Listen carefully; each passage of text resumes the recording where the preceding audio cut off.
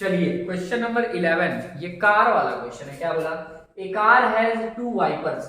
Wipers क्या होता है? देखिए कार का जो ग्लास होता है उसमें ऐसे ऐसे रहता है, ऐसे ऐसे होता है, दो टो रहता है, ऐसे ऐसे, ठीक है। तो वो दो वाइपर लगा हुआ विच डू नॉट ओवरलैप, जो कि दोनों क्या है, ओवरलैप नहीं हो रहा। मतलब ऐसा नहीं कि ये आया और इसको ये तोड़ता, ऐसा तो नहीं रहता। ये दोनों अपना एक एरिया अलग अलग रखता है, ठीक है। ये ऐसा ओवरलैप नहीं करता है। या फिर ये भी नहीं कि ये इधर से गया और फिर ये यहीं पे आ रहा, ऐसा नहीं। मतलब दोनों अलग अलग आ रहा, दोनों अलग अलग जा रहा, ठीक है।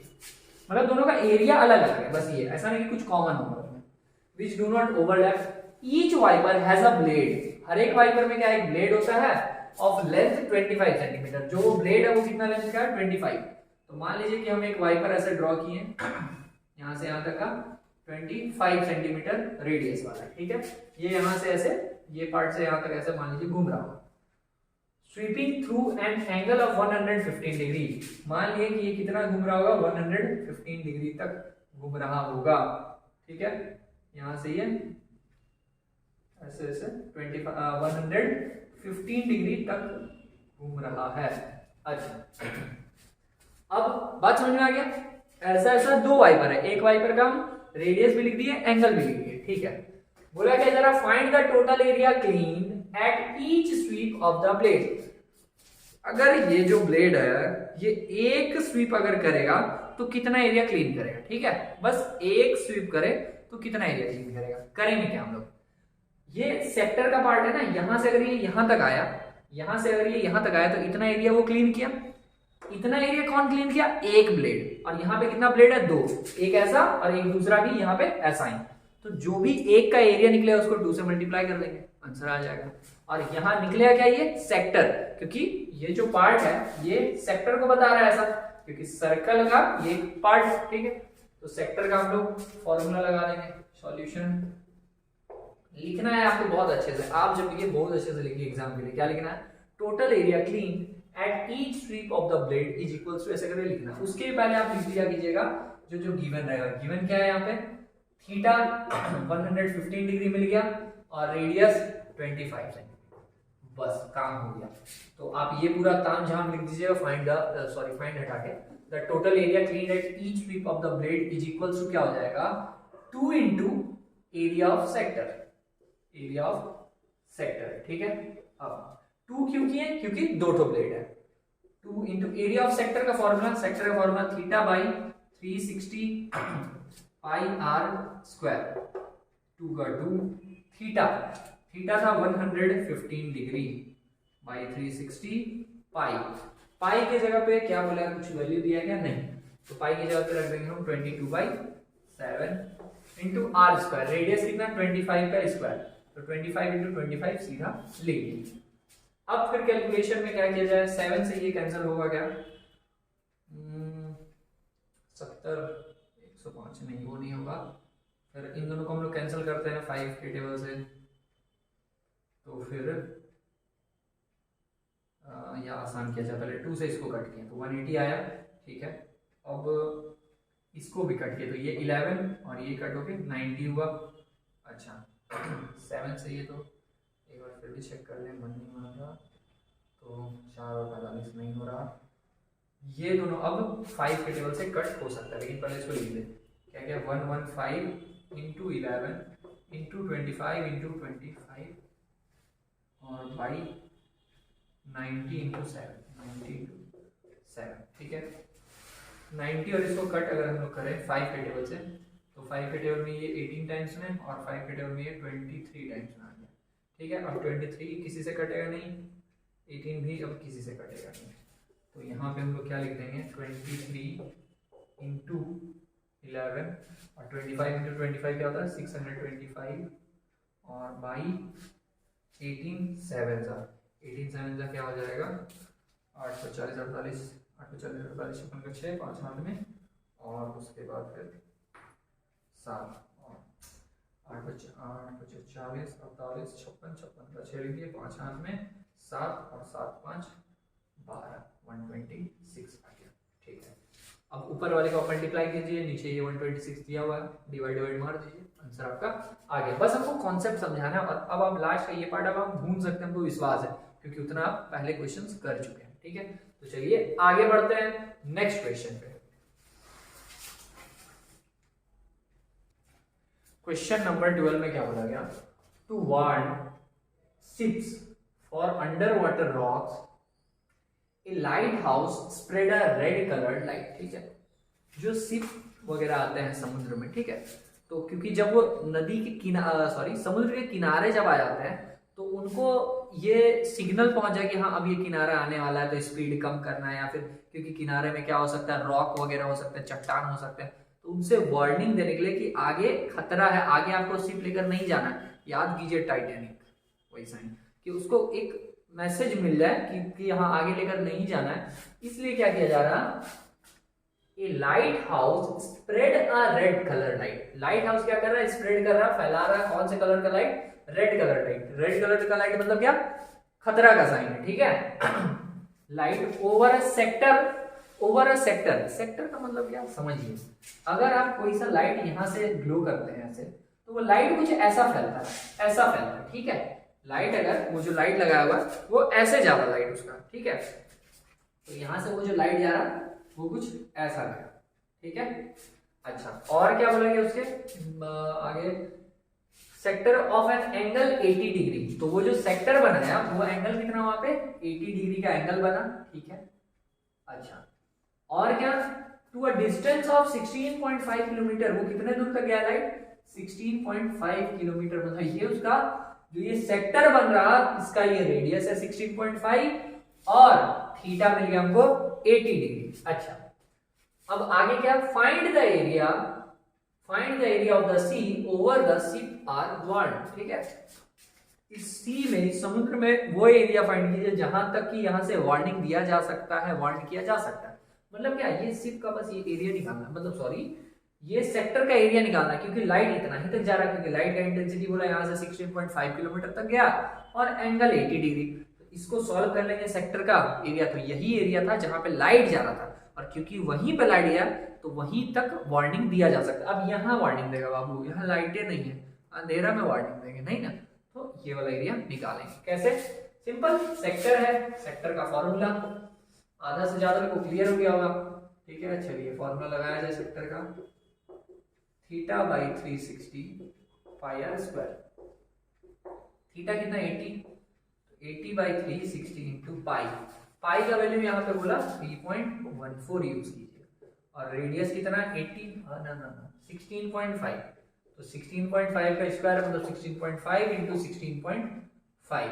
ठीक है, अंतर ये रहेगा कि ये किलोमीटर में आएगा एरिया, मतलब जो एरिया आएगा वो किलोमीटर स्क्वायर में, क्योंकि ये किलोमीटर में चल रहा है, मीटर मीटर बदलेगा जरूरत नहीं, ये जीरो से ये जीरो कैंसिल।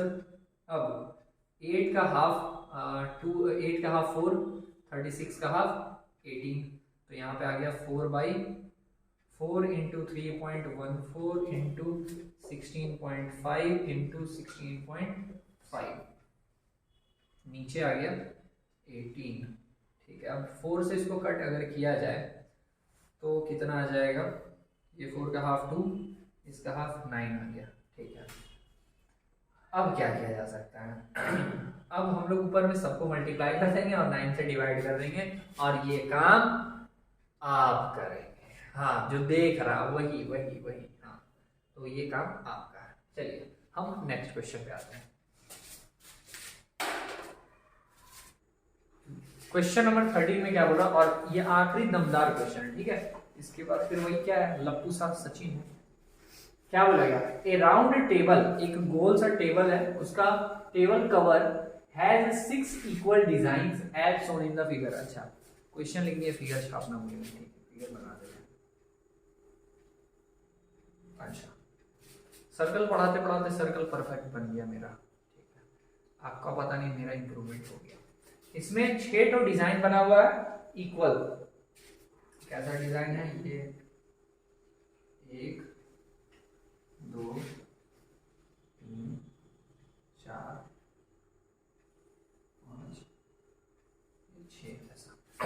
ठीक है, अब और क्या बोला इसमें, if the radius of the cover is 28 centimetre, इसका जो रेडियस है, रेडियस मतलब यहां से जो ये डिस्टेंस होगा या कहीं पे भी यहां से कोई सा भी जो ये डिस्टेंस होगा, ठीक है। ये सब अगर हम सबको ज्वाइन कर दें, ये सब, ये रेडियस कितना है 28 सेंटीमीटर, ठीक है। और क्या, find the cost of making the design, ठीक है, मतलब डिजाइन बना हुआ कहाँ, ये समझिए, डिजाइन बना हुआ इधर, ठीक है, 1 2 3 4 5 और ये 6 जगह ये डिजाइन बना हुआ साइड साइड में। तो पूछा गया find the cost of making the design at the rate of 0.35 rupees per centimetre square. वो बाद में हम निकालेंगे खर्चा, लेकिन ये बोला कि इस डिजाइन बनाने में खर्च कितना लगा। डिजाइन बनाने में खर्च फाइंड करने के लिए पहले आपको पता करना है वो डिजाइन कितना एरिया में बना है, क्योंकि पर सेंटीमीटर स्क्वायर का लग रहा है कितना 0.35 रुपीज। तो पहले टोटल निकाल लेंगे उसको, उससे मल्टीप्लाई। तो ये सेगमेंट, ये जो है डिजाइन, ये है क्या, ये सेगमेंट है, ध्यान से देखिए। तो ये क्या है 1 2 3 4, ये सेगमेंट है, और सबके साथ क्या है सेम सर्कल का, तो सबका रेडियस 28 है, और जो थीटा होगा, जो एंगल होगा वो भी इक्वल होगा। तो हम लोग करेंगे ये कि एक सेगमेंट निकाल लेंगे, उसको 6 से मल्टीप्लाई, क्योंकि 6 सेगमेंट बना है टोटल, तो एक सेगमेंट निकालेंगे 6 से मल्टीप्लाई, तो 6 सेगमेंट का एरिया निकला, और वो जो एरिया निकलेगा उसको 0.35 से मल्टीप्लाई करेंगे तो टोटल कॉस्ट निकल जाएगा। तो सबसे पहले सेगमेंट का एरिया, अच्छा सेगमेंट का एरिया पहले फॉर्मूला लिखे कम से कम। तो एरिया ऑफ सेगमेंट या एरिया ऑफ डिजाइन, ठीक है, जितना एरिया में डिजाइन किया गया। तो सेगमेंट, क्योंकि 6 सेगमेंट है इसलिए 6 से मल्टीप्लाई कर दे रहे हैं, ठीक है, 6 इंटू सेगमेंट। सेगमेंट का फॉर्मूला क्या था, theta by 360 pi r square minus half r square sine theta, ये होता है फॉर्मूला। अब इस फॉर्मूले में रिक्वायरमेंट किसका होता है, थीटा और रेडियस। रेडियस पता है 28, थीटा कितना है, थीटा मतलब ये जो एंगल बनेगा किसी भी एक में वो कितना है, ठीक है। तो समझिए टोटल एंगल कितना 360, और वो कितने पार्ट में डिवाइड है 1 2 3 4 5 6, तो 360 को हम 6 से डिवाइड मारेंगे, कितना आ जाएगा 60 आ जाएगा। तो हर एक सेगमेंट का एरिया कितना, मतलब एंगल कितना मिल गया 60 डिग्री। अब यहाँ 6, रेडियस यहाँ भी है, रेडियस यहाँ भी है, कॉमन आ जाओ बाहर। रेडियस कितना 28 था, तो 28 का स्क्वायर, बचा क्या थीटा, थीटा का वैल्यू यहाँ 60 बाई 360 इंटू पाई, पाई का वैल्यू यहाँ नहीं दिया तो 22/7 रखते हैं, और माइनस यहाँ पे 1/2 into sine theta, sine theta मतलब साइन का साइन, थीटा के जगह पे क्या 60 डिग्री। अब क्या मिलेगा 6 का 6 28 का स्क्वायर, 28 इंटू 28 लिख दे रहे अभी के लिए, अंदर में 0 से 0 काटिए, 6 से 36, 6 बार कट गया, तो यहाँ 1/6 इंटू 22/7 माइनस 1/2 है। साइन 60 का वैल्यू क्या होता है √3/2। ट्रिग्नोमेट्री पीछे नहीं छोड़ेगा, याद रखना है, ठीक है। अब इन सबको यहीं रखते हैं, 6 इंटू 28 इंटू 28, इसको अगर इससे काट दें तो ये 11 और ये 3, तो ऊपर में 11, 7 3 जा 21 माइनस यहाँ पे आ जाएगा आपका √3/4, ठीक है। अब हमको क्यों लग रहा है कि ये अब आगे लक्षण नहीं है ऐसा सॉल्व होने का, लेकिन करेंगे, इसको यही रहने दे रहे हैं, ठीक है। यहाँ पे 21 और 4 का एलसीएम होगा 84, ठीक है। ऐसा ही क्वेश्चन आपका एग्जाम्पल में भी था, वहां पे हम मिस्टेक कर दिए थे, ठीक है। एलसीएम आया 84, इसको इससे मल्टीप्लाई 44, इसको इससे मल्टीप्लाई 21√3। अब देखिए ये दोनों जोड़ घट नहीं सकता, क्योंकि ये नॉर्मल वाला नंबर है और ये √3 है, तो ये कुछ नहीं हो सकता, लेकिन ये 84 को हम बाहर ला सकते हैं। तो यहाँ 6 इंटू 28 और बाई क्या आ जाएगा 84, और यहाँ ब्रैकेट में 44 माइनस 21√3। सुनिए 84 जो है वो 28 से कैंसिल हो जाएगा, कैसे 8 दिया 24, ठीक है। 28 के टेबल में ये 3 टाइम्स में आता है, हाँ आता है, तो इससे ये 3 टाइम्स में कैंसिल, 3 से इसको अगर काट दे तो ये 2 आ गया, तो 28 दूनी 56, 56 ब्रैकेट में 44 माइनस 21√3। ये आप इतना सेंट, ये क्या आ गया, ये एरिया निकला है अभी तक, ये एरिया किसका निकला है डिजाइन का। लेकिन हाँ आपको मल्टीप्लाई भी करना है 0.35 से, तो पूरा सॉल्व करना होगा इसको, मतलब कि यहाँ पे जो √3 दिया हो उसका भी वैल्यू रख के सॉल्व करना होगा। सॉल्व करें अगर तो यहाँ पे 56 ब्रैकेट में 44 और माइनस क्या था 21 √3, तो 21 का 21 √3 का वैल्यू था 1.7, तो 1.7 से इसको मल्टीप्लाई किया जाए। पहले 56 इंटू ब्रैकेट 44 माइनस 21 को अगर 1.7 से करें तो क्या आएगा 21 और 1.7 7 14 7 5 3 एक नंबर डेसिमल 35.7 56 इंटू यहाँ इसको अगर घटा दें तो 0.3, फिर यहाँ पे उधर चला गया 3 और 5 3 8 और फिर यहाँ 3 बच गया 7 35 45 है, 45 था, हाँ सही है। अब ये इतना क्या निकल गया मेरा, ये इतना निकल गया है एरिया, ठीक है, इतना सेंटीमीटर स्क्वायर निकल गया एरिया, ये 6 सेगमेंट्स का एरिया निकल गया। अब हमको कॉस्ट निकालना था, खर्च निकालना था, तो खर्च निकालने के लिए क्या करेंगे, इसको मल्टीप्लाई करेंगे रुपीज से, ठीक है। तो इसका कॉस्ट जो हो जाएगा वो क्या रहेगा 56 इंटू 8.3 इंटू 0.35 पैसा, हाँ 0.35 रुपीज, हाँ सही है, ठीक है 0.35 रुपीज। अब क्योंकि वो डेसिमल में उसको चाहे तो हम लोग हटा कर सॉल्व करके कोई फायदा है, नहीं फायदा है, मल्टीप्लाई तो करना ही होगा ना फिर, तो हम सीधा सीधे इसको मल्टीप्लाई कर लेंगे तो आपका आंसर आ जाएगा, ठीक है। तो उम्मीद है ये भी समझ में आया हो। एक लास्ट क्वेश्चन एमसीक्यू टाइप का बचा हुआ है, उस पर बात करते हैं, चैप्टर खत्म करते हैं। आखिरी क्वेश्चन, इसको खत्म करते हैं। क्या बोला, tick the correct answer in the following, इन सभी में जो करेक्ट आंसर होगा टिक करना है, कैसे, तुक्का नहीं लगाना, सोच समझ के। Area of a sector of angle P, sector का हमको एरिया निकालना है जिसका एंगल दिया हुआ पी। फॉर्मूला नॉर्मली होता क्या है, θ/360 पाई r स्क्वायर, ठीक है। इसका रेडियस दिया है कैपिटल R, तो ऐसा थीटा की जगह क्या बोला p, मतलब p/360 पाई r स्क्वायर, ये होना चाहिए ये, ठीक है।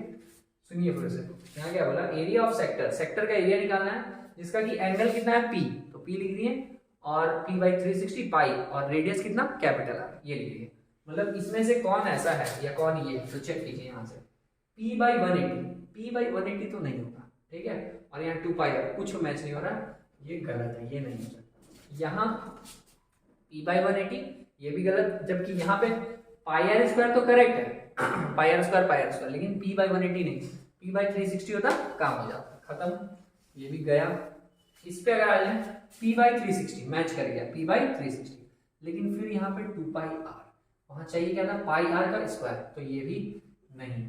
इस पे आइए p/360, यहाँ p/720, अब बोलेंगे ये भी नहीं है, नहीं, दिमाग लगाइए, p/720, और यहाँ देखा अगर तो यहाँ पे पाई r स्क्वायर जो हमको चाहिए वो तो है, बस एक्स्ट्रा क्या है यहाँ पे 2, और यहाँ 720, यहाँ होना चाहिए था 360। सुनिए, अगर इस 2 से इस 720 को कट कर दे तो क्या मिलेगा, p ऊपर में, यहाँ 360, 2 कैंसिल हो चुका है, यहाँ बचा पाई r स्क्वायर।